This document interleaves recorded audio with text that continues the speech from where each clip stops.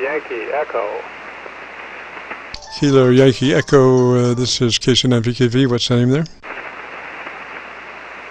This is Kyle in Iowa. Roger, Kyle, spell that phonetically, please. Kilo Yankee Lima Echo. Roger, every time I use my judgment, it's always the wrong way to spell it. And what's your location again? I'm in north central Iowa, Jim, about 60 miles north of Des Moines. I've checked in with you a number of times in the past and thought I'd see how my radio sounds today. Yes, sir, it sounds good. What radio is that?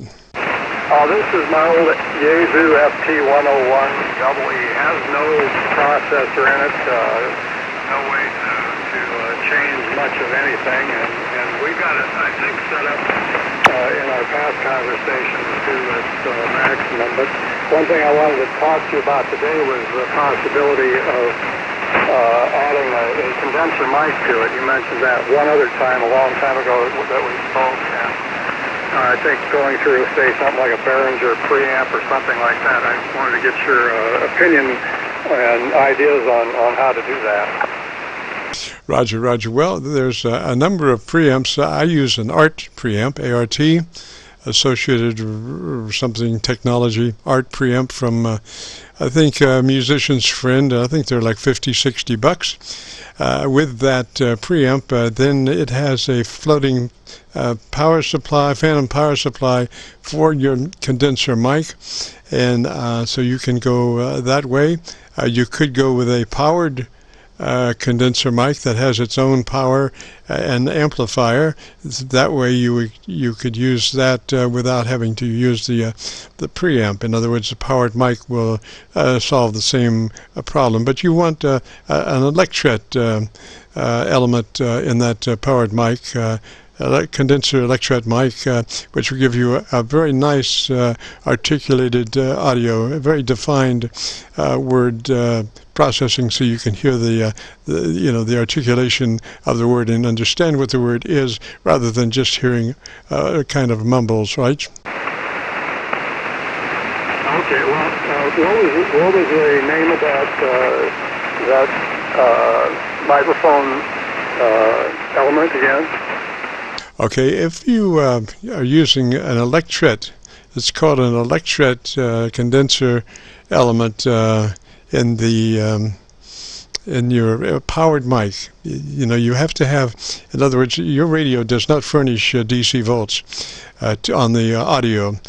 So you have to have DC volts in order for an electret mic to work. So if you had a typical powered mic that's self-powered, has a battery, and generates a voltage for the electret microphone, then you could use that.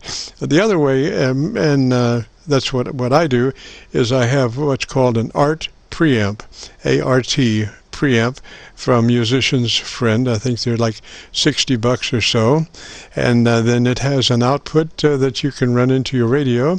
It has an output to volume control that you can set to whatever you need to, and it has a input set, and it also has phantom power supply for a real condenser microphone if you wanted to go that way, or an electret microphone if you wanted to go that way. It furnishes the phantom power supply for condenser mics. Roger? Okay, well, I'll look into that.